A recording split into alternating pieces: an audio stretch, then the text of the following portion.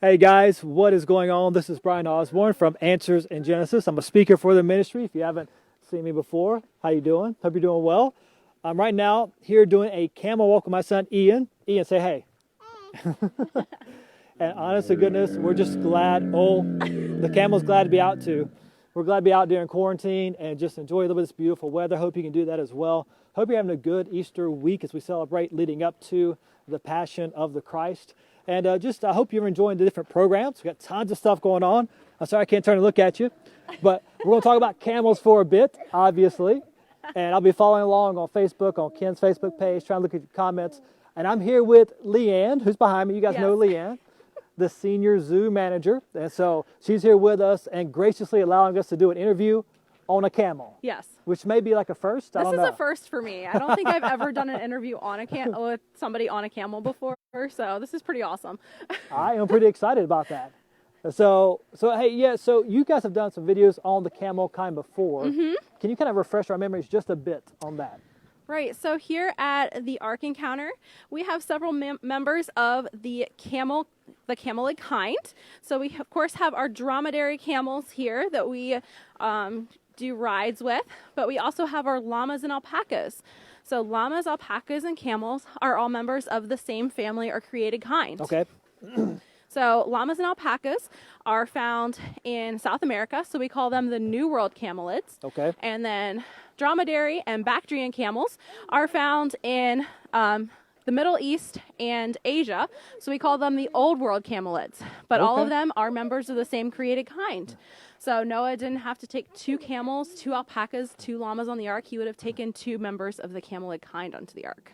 And it really, if you think about what you just said, that shows even just there's amazing diversity in the camel kind, right? So if you think about the size of a camel here, so this is Luke. He's one of our dromedary camels. Dromedary camels usually are about 6 to 7 feet tall and can weigh anywhere from 1,200 to 1,500 pounds. Oh, wow. Luke is probably closer to the 1,500 pound mark. He's a little bit chunky. He's about 6 feet tall at his shoulder. But he walks so much. Yes. Compare that to a llama, who is about 300 to 400 pounds and is about 4 feet at the shoulder. So you can just see the diversity within the camelid kind. So is the llama like the chihuahua of the camel world? Well, that's probably the alpaca. The alpaca, okay. So the yeah, that makes more sense. The alpacas can weigh anywhere from about 100 to 250 pounds, and they're about 3 feet at the shoulder. Okay. Now, one interesting fact about the camelid kind is we do see some hybridization in the camelid kind. So both dromedary and Bactrian camels. So we have dromedaries, the 1-hump camel, or the Bactrian, which are the 2-hump camels. They can hybridize, and that's called a tule. And it's basically a very large, much larger than Luke here, with a really big hump. So they can hybridize, which makes sense because they're both they live near each other. Or the same kind. Same kind. Yeah. But did you know that camels and llamas can also hybridize? Really? What's that called? It's called a comma. You have to pause for that? Yes. Right? Comma. Yeah, exactly. All right. So they can also hybridize. And it basically looks like a tall camel without a hump. That's really, really cool. Just That's amazing shows diversity. How there's all this diversity within the camelid kind. And we have a new station being built for, I think, Gomer, right? Yes, right. And you'll be doing a lot of this teaching. Yes. Daily when we open back up. Yes. Willing, right? So we're working on a camelid kind exhibit. It's actually directly behind us. So we'll hopefully be doing daily encounters with our camel, Gomer, and our llamas and alpacas as well. And we'll be talking about the camelid kind and how really cool and amazing it is. That's really, now those will be daily shows? That's the plan. Okay. Staff permitted. Hey, buddy. Okay, let's do another lap with Luke here. I was hoping so. Yeah. It's kind of like a massage. Thank you, Luke. So Luke here is 9 years old, and he has been here at Ark Encounter since we opened in 2016. He was actually at the Creation Museum last year doing camel rides. So if you visited the Creation Museum last year and rode a camel, you might have ridden Luke here. You can always tell Luke because he always wears a purple halter. And Luke is excited about that, obviously. Luke is also very talkative. And he also likes to dangle. Our viewers can probably see he's kind of got a droopy lip going on here. He does this a lot when he does camel rides. He kind of has this droopy lip. Is that showing any sort of emotion or sort of disposition? sometimes I think it's just them being lazy and just relaxing their lip. They will actually do that when they're hot as well. It actually helps them cool off. They're pulling more of the air through their nose and their mouth. Camel noses are really incredible. Actually help them cool off their brain. The way that their nasal passages are designed, they actually are able to pull cool air near their brain to help it stay cool. Now, so is that kind of their version of panting, in a sense, like dogs pant to cool off? Yes, kind of a little bit. They will kind of dangle that lip to get some cool air. Camels are also really good at sweating. They're very efficient sweaters. They sweat quite profusely. And something kind of gross, but also kind of really cool about camels is they are master water recyclers. So obviously these guys live in the desert where there's not a whole lot of water. So they will pee down their legs to help cool them off. Oh. So they'll basically pee down their legs, kind of helps camel air conditioning in a sense, helps them cool off. They have a lot of blood vessels right up near their skin. Okay. So it actually helps cool their blood down. I guess it makes sense. Yeah. Yeah. I had a couple of questions. Yeah. I got one from, let's see here, find him again. Ethan, who is 5. He wants to know, how do you train camels to be ridden or to ride them? So training camels to be ridden is a lot like teaching a horse how to be ridden as well. Okay. So here we use a lot of positive reinforcement. We use a lot of natural horsemanship techniques. So if you've ever heard of natural horsemanship, we do a lot of those same natural horsemanship type techniques when training our camels. So we try to always make training very positive for them. Camels are very responsive, very sensitive animals. So they don't like harsh treatment at all. So we're always very gentle with our camels. And when they start kind of stressing out, that's when you just kind of back off and you kind of start and reevaluate and try something different.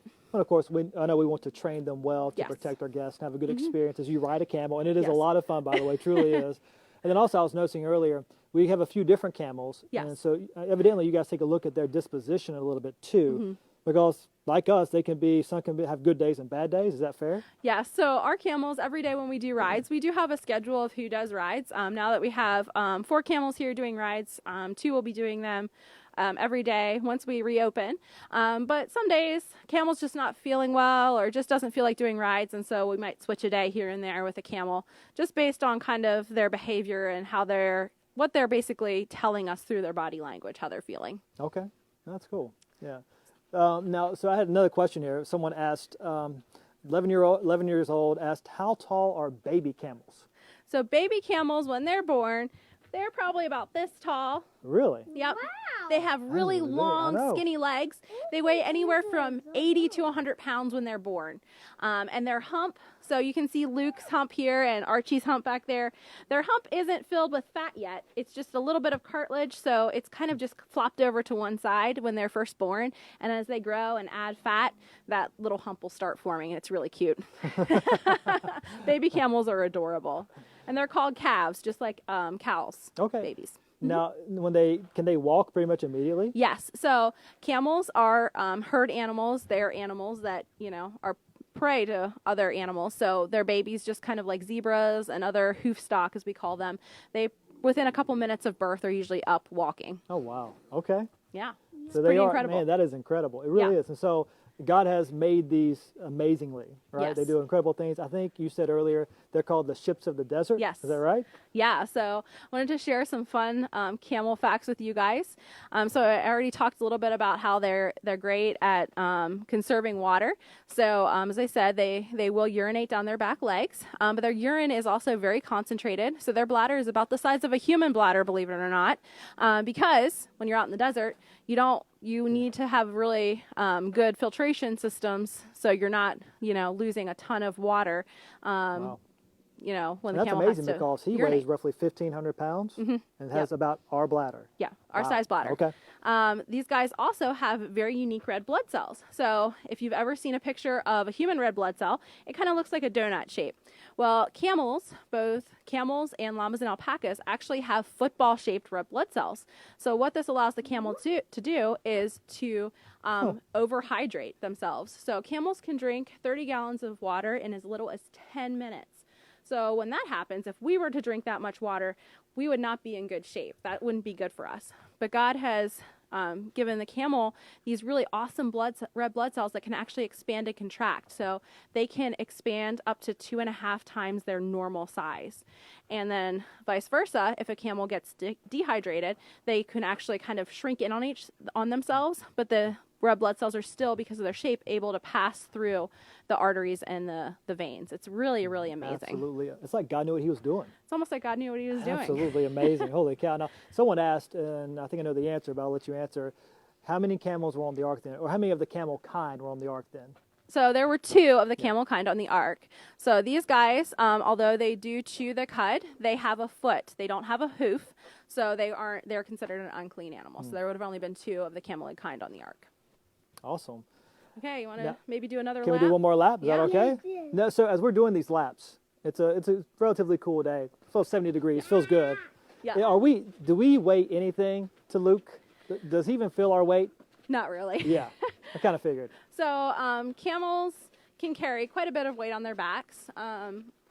There is one over in the Middle East. They say that a camel that's in shape can carry the weight of another camel, which wow. is quite Okay. incredible. Now, we obviously never put that much weight on our camels here at the Ark, Sure. but they're quite strong animals, and they're able to carry big loads. So these guys are much more efficient in crossing a desert than a horse is going to be. I mentioned that they have feet instead of hooves earlier. The camel's foot is also designed perfectly for desert life. So their foot, when they are walking on sand, acts like a snowshoe. So they actually have a layer of fat in their pad of their foot that kind of squishes out on top of the sand and distributes their weight so their feet don't sink far down in the sand. Okay. So a horse walking through sand is going to get tired from picking up his feet out of the sand constantly. But the camel doesn't have to worry about that because their feet don't sink down in the sand.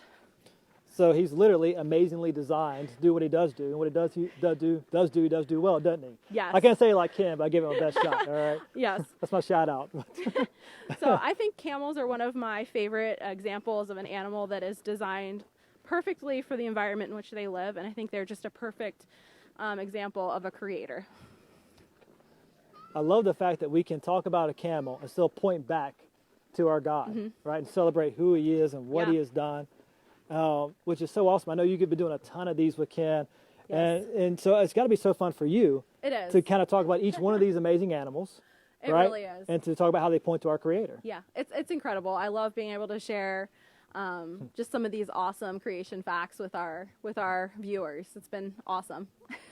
Well, and we'll be doing a whole lot more of this in, of course, the weeks to come. I think this has become a very popular thing that we're doing. So good job. Yes. Good on you. Yep. All right. And then I know we're doing a lot more teaching here at the Ark Encounter as soon as we Yes. open up. More teaching with the animal attractions, the stage over Yes. there, right? And the other stage for Yes. Gomer and then all this Yep. other stuff, right? Yeah, we have, so our animal actor stage, we have a couple shows and programs we're ready to go with. We are ready for guests to come back, and we're ready to teach them some really fun things about our animals here at the Ark. Are the camels ready? Yes, the camels are ready. So the camels really do enjoy doing camel rides and just the interaction with the staff every day. Yeah. And they really do enjoy interacting with the guests as well. So they definitely are a little bit confused right now as Sure. to why they aren't out here doing camel rides. So Is that kind of consistent with a lot of the animals? Do you see that with most of them? yes, I think our petting area goats especially have definitely been a little bit confused lately. They're actually out on pasture right now, cleaning up some brushy areas for us, and they're very confused as to why they're out there on pasture and not getting brushed and loved on by kids every day. Yeah, surely, right? That makes Yep. sense. This has been awesome. Yep. I could talk all day about just God's creation. It really is so cool. Yeah, I could talk all day about these camels, so. Which is amazing. You know that much about camels. Or maybe scary. I don't know. But Maybe a little bit of both. someone did ask, how long does it take to train a camel? I'm curious about that too. So one of our camels, CJ, he was at the museum for a really long time. We actually trained him in a month. We got That's pretty quick. Yes, we got him. He had a saddle on him maybe 1 or 2 times. We got him and started working with him. And a month later, we were doing rides for Christmastown. Okay. So is that pretty normal, or is that an exception? CJ was probably a little bit of an exception, Okay. but camels are very, very intelligent animals, and they pick up on things very quickly. So Okay. they're very easy to train once you know how a camel thinks. Once you know how a camel thinks, they're really easy to work with and train. And then I think you said this earlier, but how many camels do we have again? So we have 5 camels 5, total. okay. So we have 4 here that will be doing rides. Gomer is still up at the Creation Museum, but he will be moving down, hopefully yet this spring, to join the camels down here. But he is retired, so he will not be living with these 4 that are doing rides. He will be living with our llamas and alpacas. Okay, all right, very good. Well, Leanne, thank you so much for taking time to do this. My pleasure. Let me just say this too. So those of you who are watching, we're the only family here right now. Someone did ask, isn't the world supposed to be at home right now?